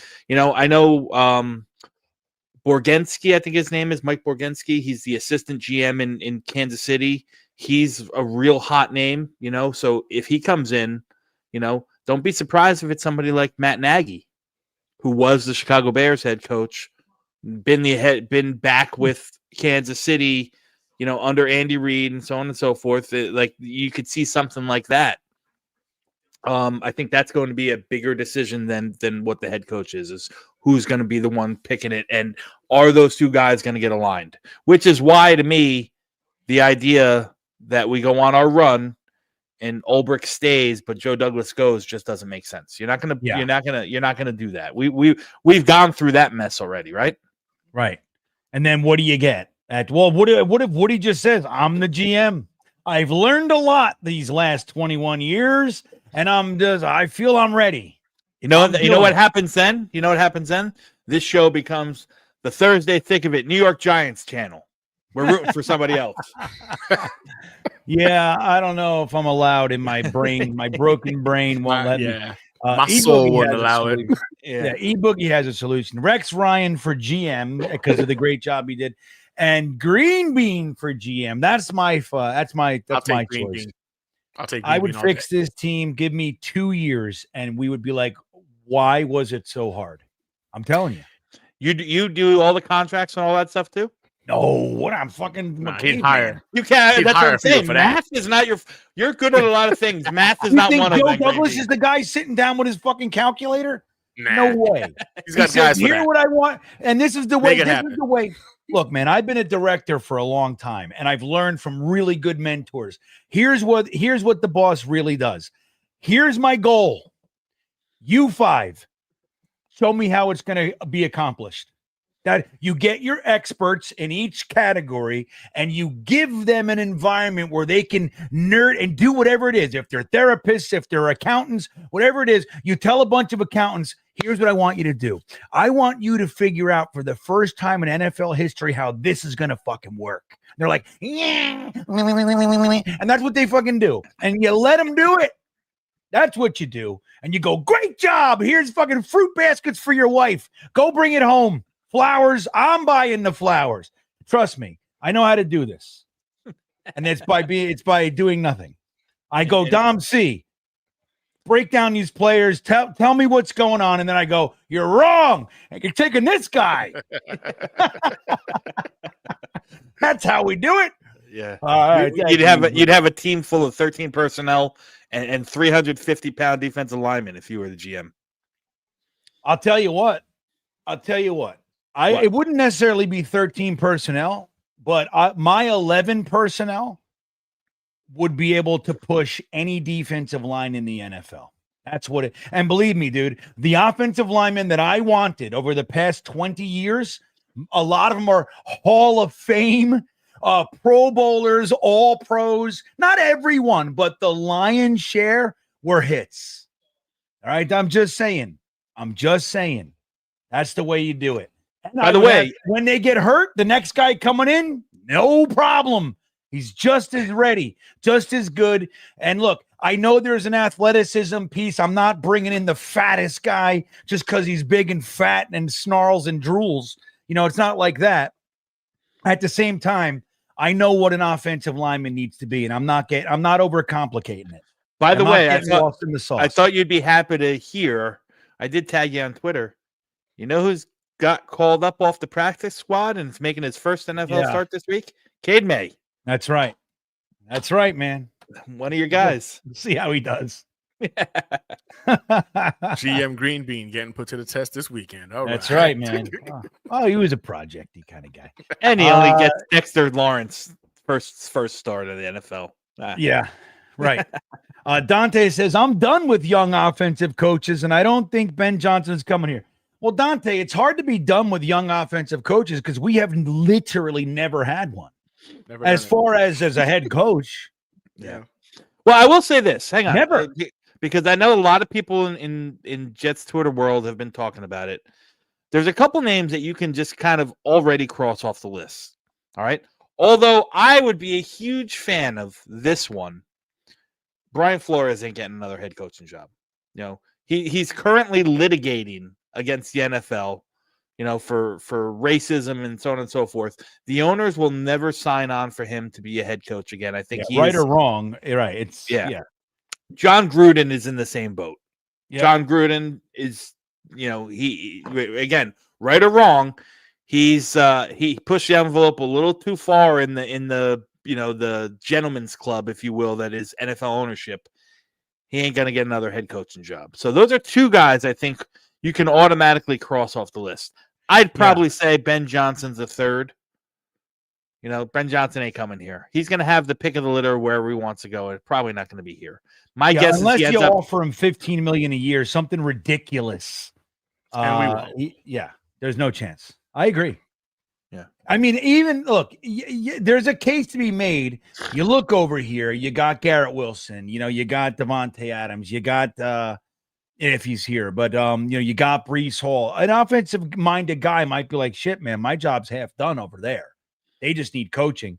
But I think Woody is very unattractive. Oh man, I think Kyle Hamilton just tore his Achilles. No. Yeah. Yep. They just showed it. Oh, yep. That's an Achilles. He didn't. He hobbled off the field. He didn't get carded, but yeah, the way that thing went back. Yeah. I don't see it. Yeah, he's off the field. It was 2 plays ago. Yeah. And Baltimore has grass. So there you go. Turf truthers. Hold on 1 second. I gotta let my dog in. So continue to talk a little bit about this game a little bit, man. Like let me ask you this. Are you afraid of Kyler Murray in any respect? I mean, is he the one scaring us, or is it just a ground to pound, Dom? Well, I think Kyle Murray's mobility, what Arizona does better than any team in this league is really feed off of that run game. Their play action, they run more play action, and their play action is, that's a pick, is better than anyone in the league. So that's what really concerns me. You tie that into the fact that our defensive line somehow does not understand gap integrity and assign lane assignments. So we give up edges so far. So if we're not getting pressure, and we're biting on these play actions, Kyler Murray's going to have an opportunity to just waltz around at will.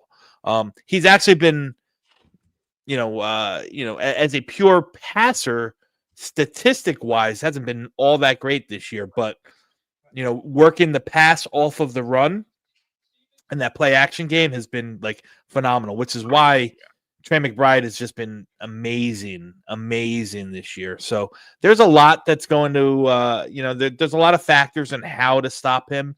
I wouldn't be surprised if you see a Will McDonald spy on Kyler Murray or Quincy Williams spy Kyler Murray a lot of the time. With that means that you're going to probably see a lot more zone. You're going to ask Kyler Murray to find the soft spots and so on and so forth. And that probably means outside of some zone dog blitzes, you're probably going to ask the defensive line to get home at 4 because you're going to sit 7 back and make sure that everyone kind of maintains their integrity and their responsibility in their fits.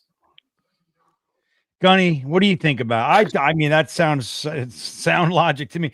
It's been scary, like with our lack of discipline. We've seen Josh Allen, we've seen Drake May, we've seen even Bo Nix was able to run around and shit. Yeah. So it's how are you feeling about Kyler Murray? Is he part of what scares you? Yeah, he's what scares me. I don't really look at the team as a whole and really look at it and shiver, because I think in terms of pound for pound, the Jets are a more talented roster. But Kyler Murray, I think, is going to be that freaking that wild card. I think that our lack of ability to set the edge has been exposed throughout the season. He's going to be definitively the fastest quarterback we've faced off again thus far this season. You saw Drake May doing it dirty to us, before he got hurt, and that's where I look at it. I'm like, well, we've struggled with these types of quarterbacks, and now we're getting a more mobile, more athletic, quicker version of the guys who've been we've been struggling against. So I think that if the Jets don't show up disciplined, we're going to be very agitated as a fan base, because we're going to see this game kind of get away from us real quickly as he's running for first down after first down and then freaking running clock. And that could be a problem if we're seeing our offense still on the sideline because we can't get off the field. But my biggest concern is, I think Dom said it perfectly. If we can get a spy on him, that goes a long way. But again, man, his size is another concern because he can disappear behind those linemen and then squirt out the sides. And that's another thing where can a spy really, you know what I'm saying? Like it's going to be something that the spy has to go ahead and worry about. Once you lose sight of him, where's he going to squirt out of, left or right, right? And you got to make a decision. So, yeah, Kyler Murray is definitively a concern for me. But if I'm being honest, he really is the main concern for me against this, in this game. And of course, if we show up or not, I think Dom alluded to it earlier. We've had too much time off. When you have this much time off, the Jets usually show up flat. They're coming off of a win. Maybe they're feeling themselves a little too much. Like, who knows? So I am concerned about that aspect. But yeah, now Kyler Murray right now is going to be the deciding factor of whether or not we win this game. And that's if the Jets find a way to go ahead and slow him down and force him to play quarterback from the pocket. Yeah, Kyler Murray scares the shit out of me in this one. In addition to the run game, I mean, I think the run is just, look, I think the way to beat these guys is for our offense to have long, sustained drives that end up with 7 points. That's the way to do it. You got to limit their chances by doing exactly that. If we can pull that together, we're going to have ourselves a good chance to win this game. Now, let's talk about this subject. Woody Johnson, as we know, he wasn't a part of the Jets, at least as far as we know. As the story goes, was removed from the Jets for a 4-year period as the ambassador for the United Kingdom under the person who just won the presidency the other day. So there's the idea, and I don't know if this is happening or not, but there's the idea that Woody's going to go back and become the ambassador again. Now, if this happens, at this time, we're going to lose our GM. We're going to fire our head coach. Now, last time this happened, Chris Johnson, who's his little younger brother, maybe he learned a little bit. Who knows? He made quite a few mistakes. Peyton Manning gave him a phone call, and that was all it took for him. Really? Oh, my God. You want to talk to me? That's kind of what I think happened. Peyton Manning's on the phone for me? Oh, my God. What'd you say? Sure, we'll do that. Why wouldn't I take his advice? So he hired Adam Gase when every single Jets fan and their mother, by the way, and wives went, what? What is that? But now I think it was Adam Gase really who was the catalyst for getting Joe Douglas here. Chris Johnson didn't know one thing from the next. All he knew is that Mike McCagnon and Adam Gase aren't going to work out, evidenced by the fact that Adam Gase walked out of the fucking draft room after the first round pick. So that's not a good sign. That's never good when your coach goes, I've had it, and leaves. I'm going to go do some coke. I'm going to go party. This is bullshit. Dom, if this happens, Woody's over in the UK. He's no longer the CEO of the Jets for the time being. And we're left with Christopher Johnson. This scenario takes place.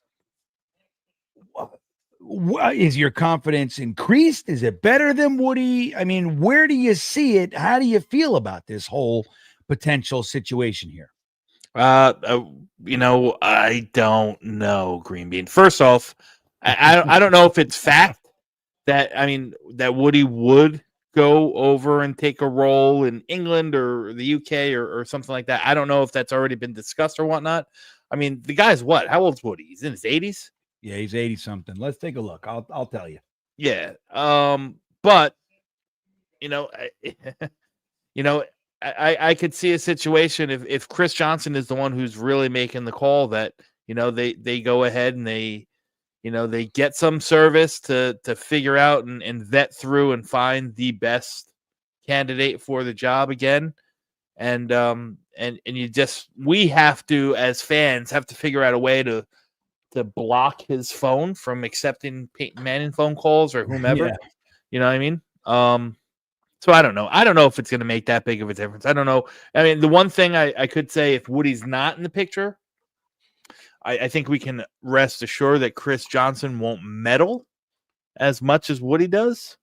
I'm not saying he's going to make all the right hires or the right decisions, but I don't see him meddling in that sense. So yeah. So I don't know, man. I don't got a real feeling, positive or negative, towards is it better with Woody or Chris. We got those shitty uniforms too, Gunny. So Chris Johnson he wasn't done with Adam Gase. He gave us the wings, whatever the hell that shit was. Yeah. How do you feel? Is it better or worse if Woody goes to the UK? I look at a lot of individuals who look at Woody and I guess it's the easy target, right? He's the owner. He's the constant in our struggles as Jets fans. And people he's a bad owner, but the guy has literally opened up the checkbook on numerous occasions for numerous GMs to bring in guys who, when we brought them in, were good at their job at their last freaking locations. They just happened to come here and underperformed. I don't think Woody is the problem. I do believe he gets a little too involved. And you hate to see that, right? If you're GM, you hire the GM, let the GM do his thing. But let's not forget, he didn't bring in Joe Douglas, right? Like Joe Douglas wasn't this guy. That was more of a call from Chris, and he wind up, of course, I'm sure he approved it. So you're seeing right now, as this thing comes to the back end of it, we're having issues coming into this season where we didn't have Hassan Reddick in the building. Devontae Adams kind of made it known he wanted to go ahead and kind of leave the Raiders, and it took us 3 weeks to get him into the building. I think that's when he got a little anxious and started putting his hands like in the cookie jar, and that's where right now we're blaming him for why Jody is sad. But I think that the blame to just point the finger at Woody has been just easy because he's been the constant during our struggles as Jets fans. But I go back to the fact that the man we brought in the best head coach that was available this past cycle when we brought in freaking Saleh was Coach Saleh, who was sought after by everybody. Joe D was sought after by everybody. So he brought us the best candidates available, GM and coach, in terms of that particular pool of individuals. He's consistently freaking paid for guys. He paid for a Le'Veon Bell. We all love that pick. He paid for freaking I forget the cornerback that was absolute trash, but we got him from the LA Rams. What was gosh that darn guy's it. name?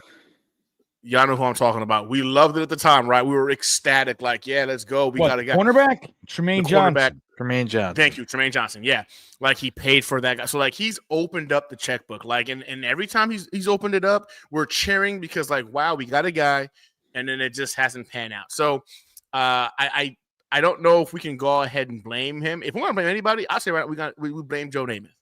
I think this curse. I'm starting to really believe this curse is real. I just don't understand how it keeps happening to us. I don't understand how we've seen a guy go from being a second-team All-Pro last year, who's been a constant when he's on the field, a top 3, top 5 freaking left tackle, and now we're seeing him play football for the Jets, and he's a shell. Like it's not like he's slowed down or he's missing technical assignments where before he was known as a tactician in terms of doing his job. So after seeing Tyron Smith this year, after seeing Aaron Rodgers, he just looked like he's been indecisive, like he doesn't know where to go with the ball. Like this isn't something we've seen even when he had a bad year last time for Green Bay. I am now on the fence of, that's Joe Namath curse is real. I think that once people come through those doors, like that, whatever deal Joe Namath made with the devil to go ahead and get us Super Bowl 3, and we're going to be paying for that as long as he's on this earth. And he looks healthy. He's in great shape. He doesn't drink. I heard that his medical physical checkup he just had were flawless across the board. So you guys say Woody, I'm starting to believe it's Joe. I just, because I don't understand how you can go from playing football at a high level and then you come to the Jets and it's like you forget how to play football. To me, I don't know how to explain it. And if I can't explain it, there can only be one thing, man. I think this Joe Namath curse is a real thing. And this is going to be our reality until, his time comes. I don't know if it's Joe Namath curse, right? But the curse is undeniable, in my opinion. We saw it with Malachi Corley. The kid's been in the end zone 200 times. He's never dropped the ball before he fucking got there. And then boom. You know what I mean? And made the happiest face I ever did see, Gunny. I mean, I don't know, it's bullshit, man. Oh, it makes me crazy. So I don't know. Let's see what these guys are. What else is going on out there? Is there anything? I mean, what else? We got the game. We got Woody. We got Corley. We got Mike Williams. I mean, what is it? What else we got? Aaron Rodgers called out LeBron James today without calling out LeBron James. What'd he say? He was on the Pat McAfee show. Was this today or yesterday? He was on the Pat McAfee show. I think it was actually yesterday or the day before. And it was after the freaking election was decided. They were talking about it on his show, and he was referring to individuals who came out in terms of endorsements for the candidates. And he goes, "It's one of the funniest things, to come out there and endorse the candidates for the American president when you're bought and paid for by China." And I'm paraphrasing, but like immediately it's LeBron James who had the deal with freaking China. We all know it's China that he brought up, but he took a shot in the swing. I think it's clear to say he had a particular candidate in mind that he was favoring, so he kind of took some shots during the Pat McAfee show. It was entertaining, but I think he definitely might have turned off a few Jets fans. So. Yeah, but Rodgers being Rodgers, it is what it is. I don't know, man. Dom, do you wish Aaron Rodgers would just shut up? I mean, what do you think? Listen, we signed up for this, GreenBean. We knew everything that came along with him when we brought him on, and this is our cross to bear, man. This is our cross to bear. We got it for at least one more year, probably. Listen, one more year. I just asked ChatGPT to write a letter to Woody Johnson on why GreenBean Jets fans should be the general manager of the Jets. Listen to what it said. I am writing to propose an unconventional but highly compelling candidate for the New York Jets general manager position. GreenBean Jets fan. As an influential and passionate member of the Jets fan base, GreenBean has cultivated a reputation for his deep understanding of the team through analysis of players and his keen sense of what Jets fandom players alike truly desire. And it goes on. That's fucking pretty good. That's actually pretty accurate. That's pretty darn accurate. GreenBean's commitment to the Jets is indisputable. I can't wait to read the rest of this. Listen, I would print that out, sign it, and send that to Woody. Who knows? Take a shot. Shoot your shot, GreenBean. Shoot your shot. I love it. I'm going to go with it. Fuck it. I'm like a few amendments and adjustments, and this is what we're doing. You know what? Let's get out of here a few minutes early tonight. We got nothing else to talk about. Look at infrared. What about score predictions? Fuck, that's Sunday talk. You could do that, though. Dom, what is your score prediction? Give me. I don't have one. Gunny's got listen, Gunny's passion, right? Dom is negative. Realism. Oh, yeah, that's right. Sorry. Realism. That's what he's calling it, Gunny. So Dom, let's start with the realism, and then we'll wrap it up with something fun. What do you see? I see. I'm concerned about the long layoff. Like I said, I want to see this team come out with some fire. We tend not to do that when we have breaks. But I'm hoping that the week-to-week pressure that's going to be on the Jets, that this team is starting to gel and it rises to the occasion. So I'm going to pick a Jets victory in the desert, 31-21. 31-21. I sign up for that realistic approach every day of the week, Gunny. Well, how do you see it, man? What do you got? What's your prediction for this Sunday's game? Yeah, no, I think it's going to be one of those things where rust is going to determine whether this offense comes out. How they started, like how they ended the game last week against the Texans. I think this is an opportunity for Aaron Rodgers to get in a couple more days with his guy Devontae, with Garrett Wilson, get on the same page. I do believe the Jets have a very, very strong chance here of pulling this off, getting us to 4-6. My biggest concern, as I said earlier, is going to be Kyler Murray, man. The dude is going to be a problem. But I got to also admit, the new Call of Duty Black Ops 6 did just drop freaking last week. And if we all know ourselves from Kyler Murray, my man is ranking up right now as we speak, and he's focusing on prestiging most likely. So I think that's going to potentially be an advantage Jets in terms of him potentially being a little bit unprepared. I got the Jets winning this one, man, and I don't think it's going to be a high-scoring game. I think it's going to be more around that realm of a 21-14 Jets. And I say that because I think that the offense is going to show up a little bit slow and stuttery before they go ahead and get going again. But I think our defense is good enough to match up against their receivers very, very well. I like those matchups, and we're going to have Michael Carter back, who's practicing. DJ Reed is back, who's practicing. So I think right now it's about containing that run game and getting to Kyler Murray, and we can get it done. So I got us 21-14 Jets going to 4-6. And yeah, it starts the run. Well, I want to say hello. I forgot to mention our good friend Tigo is in the house. Thankfully, he missed our early comments. Your early comment. No way, man. You agreed. You were agreeing with me. Dom started it, Tigo. And then we got the great Nick Shine, who I rip a little bit in my podcast this week, which was released 4 days late because I was in New York watching the great David Gilmour in what will most likely be his final. This is his swan song. I mean, he's got to be in the 80s, right? He's 78 years old. Holy Jesus. And he did 5 cities: Rome, London, Los Angeles, or maybe 4 cities, but 5 stops. Yeah, 4 cities, 5 stops. So Rome, London, Los Angeles. He did 2 separate places, and then New York. That's it. The whole tour. So he did like 9 nights in Rome, 7 nights in London. He's doing 5 nights at the Garden, and that's it, man. So I was like, when I saw he was coming, I wanted my wife and kids to see him one time. And it was great. So, but anyway, I was running all over the country and everything. So, but anyway, I ripped Nick Shine, proud New York Jets fans, one of our goodies. I think I might have said something that Nick wants to be me, something like that. We'll see. We'll see. If you watch it, you'll see what I really say. But look at all these score predictions. Jin Pak saying 17-32 Jets lose. Jin Pak, I don't like you anymore. I did. 32. Come on, I don't like it. That's it makes me feel 17-32 makes me feel weird. yeah. And so I don't like that score. Hennessy says 31-28 Arizona. Oh, Hennessy.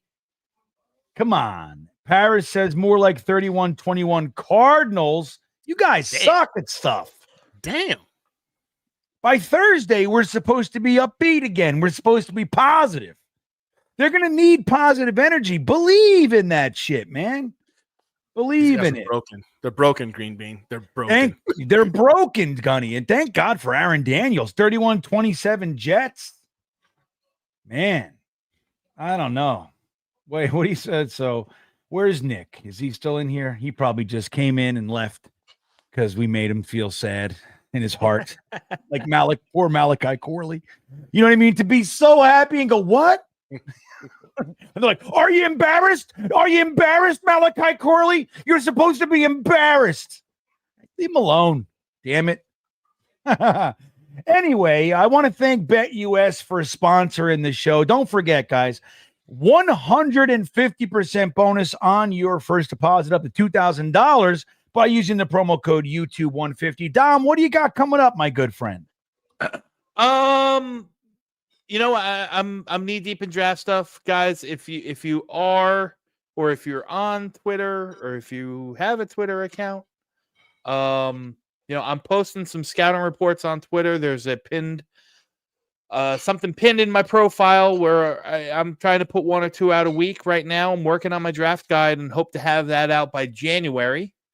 Outside of that, just got some stuff going on my channel. Got a video coming out. Actually, it'll premiere at noon tomorrow. First 2025 mock draft already. There you go. Dom C kicking it into gear, man. He wants to trade the farm and he wants to talk draft. That's what he wants to do. That's it. That's why. That's really subliminally. That's why I wanted to trade everyone. It's just so that we can start talking draft again. You know, that's really what's going on. Dom's like, come on. It's over. It's over. Gunny, what do you got, my good friend? Yeah, dropping my prediction video tomorrow, full breakdown of what I think about this upcoming game. And then I'll be back on the Tuesday night hangout. We missed this Tuesday due to the election and whatnot, but we'll be back next week going full cycle, and hopefully we're gonna have a good conversation. Gonna have a couple of guests with me to go ahead and do hopefully a positive breakdown of the game or a New York Jets rant. One way or another, you're gonna have some fun. I love it. These guys, man, look, the links to both of their channels and their Twitter profiles, by the way, are in the description of this video. It is vitally important that you show them some love. They deserve it, man. And don't forget about the milk thumbs right here. Hit the like button and the subscribe button if you haven't already. It is greatly appreciated, guys. Again, it's the only way we can grow on this platform. It's really the ground floor is likes and subscriptions. So when you hit those two buttons, they're both free. It means the world. Proud New York Jets fan checking in to wrap it up. As you guys know, life got really bad for me, but wanting to be you, it's never been that bad.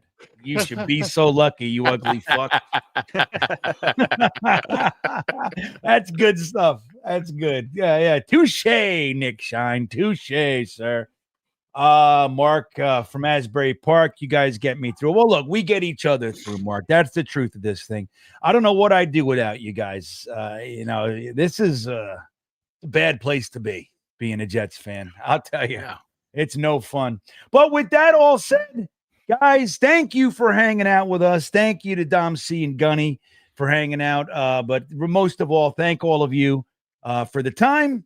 And we will see you next time. Yeah, here we come, baby. Here we come. Here come the Jets, baby. I want to kiss you. Thanks, Joe. You want to run or you want to duck down? You want to duck, just go over and get onto the bench and stay there. You play to win the game. My message for the fans: we're all frustrated with where we are right now.